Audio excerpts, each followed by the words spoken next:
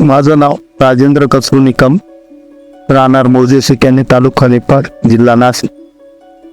मी home Gayatri seeds कळू EPW 359 हे बियाणं मी गहू बियाणं डिसेंबरच्या पहिल्या आठवड्यात पेरलेलं आहे.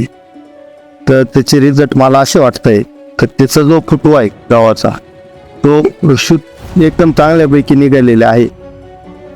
आता यानंतर त्याचं रोगाला कमी वाळी पाटण्याची ते वाटते त्याला, आणि ग्यारवा वगैरे असं काही प्रकार नाही आहे जे गावाचे रोग असतात त्याच्यापैकी.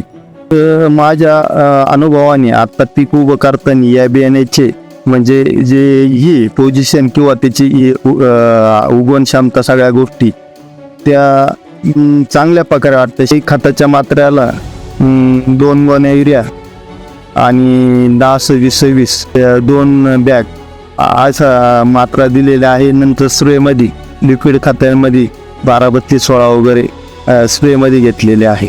शेतकऱ्यांनी या बियाण्याचा इथून पुढे विचार करावा पेरणी करताना.